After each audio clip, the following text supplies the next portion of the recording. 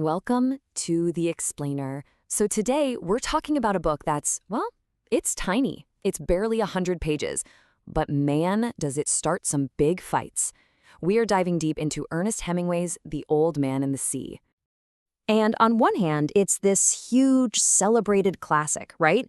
I mean, just look at the Goodreads ratings. We're talking over 1 million readers here, and nearly 2/3 of them, a whopping 64%, give it either 4 or 5 stars. So yeah, a ton of people absolutely love this book. But then you get the other side, and this is what's so fascinating. People aren't just meh about this book. Oh no. The opinions are totally extreme. You've got one person saying it's an all-time favorite, highest possible recommendation, and then another person literally just says, worst book ever. I mean, you can't get more divided than that. So that's the big question we're digging into today. What is it about this super simple story? I mean, it's just a guy and a fish that makes people either love it with a passion or hate its guts. Is it a true masterpiece? Or is it just, really, really overrated? All right, here's how we're going to break this down. First, we'll cover the basic plot. Then we're going to look at both sides of the argument, the case for masterpiece and the case for overrated. After that, we'll explore a totally different angle, friendship, and we'll wrap up with a pretty surprising twist that'll leave you thinking. Okay, first things first, what is this story even about? On the surface, it's just a simple tale of a man versus a fish. And I mean really simple. There are no crazy subplots, barely any characters. It's just laser focused.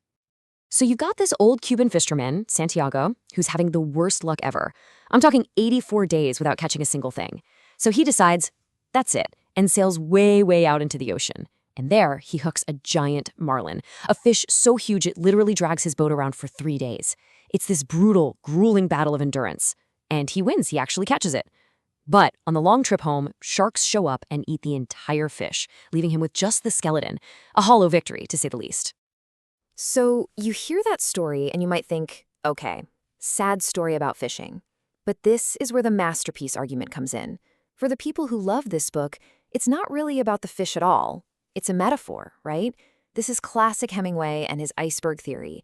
What you see on the surface is just a tiny part of the story. They see Santiago's struggle as this beautiful, powerful symbol for life. And this one quote really gets to the heart of it all. A man can be destroyed, but not defeated.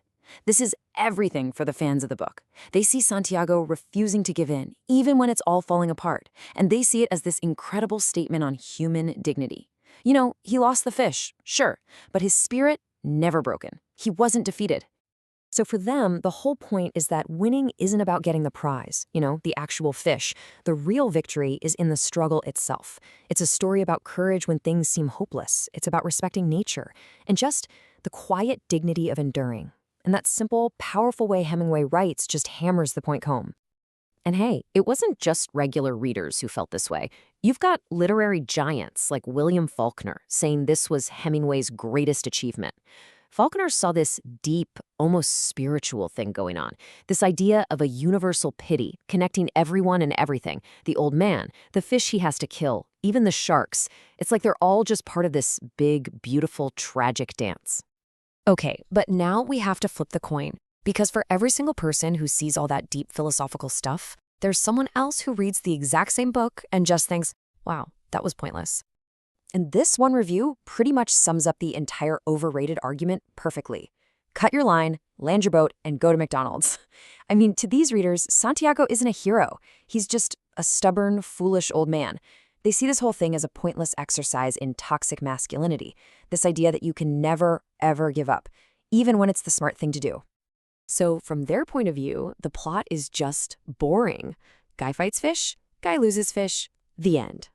Instead of being admirable, they just find the old man's stubbornness super frustrating. Like, why? Why go through all that pain just for pride? And since it all ends in tragedy anyway, the whole thing feels totally meaningless. And let's be honest, a lot of people were forced to read this in high school, and that almost never helps. And yeah, this other quote, it's blunt, but it gets to the point. The bottom line for the critics is just let the fish go. The whole horrible ordeal was his fault. It was totally self-inflicted. He could have caught the line at any time and gone home. Because his suffering was completely avoidable, a lot of readers just can't find it in them to feel sorry for him. So you have these two camps, right? It's either a profound metaphor for the human condition, or it's a boring story about a guy who should have given up. But what if there's a third option? What if the real story isn't about the fish at all? What if it's actually about friendship? A lot of people think this is the real heart of the book. See, if you zoom in, the relationship between Santiago and the young boy, Manolin, is, well, it's pretty special. Academics talk about their mutual understanding. It's not just that they like each other, it's this incredibly deep bond, a real connection that holds them both together. And this one line from the book says it all. The old man had taught the boy to fish, and the boy loved him. Simple as that. It started out with the old man teaching the kid, but it became something so much more, almost like a father-son thing. And that warmth is a really important anchor for the whole story, especially when you compare it to how lonely and brutal things get out on the ocean. And it's not just talk, either. The boy, Manolin, he really takes care of the old man. I mean, he makes sure he eats, he brings him stuff. It's very practical. And you see it when Santiago is all alone out at sea, right? He keeps thinking, I wish the boy were here.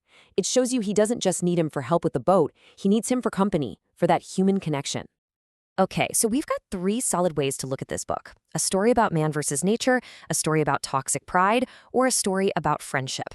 You'd think that covers it, right? Well, just when you think you've got a handle on it, Hemingway himself comes along and throws a giant wrench in the works. Get this. Hemingway basically shot down all the deep analysis of his book. In an interview, he said, and this is a direct quote, "There isn't any symbolism. The sea is the sea. The old man is an old man. All the symbolism that people say is shit." He's saying, hey, it's just a story about a guy fishing. So all those metaphors we've been talking about, the author himself said they're nonsense. Which leaves us with this final, really tricky question. If the author himself tells you there's no deeper meaning, does that just settle it? Case closed? Or does that actually give you, the reader, even more power to decide what it means to you? Who really gets to say what a story is about? The person who wrote it or the person reading it? So, after all that, what do you see?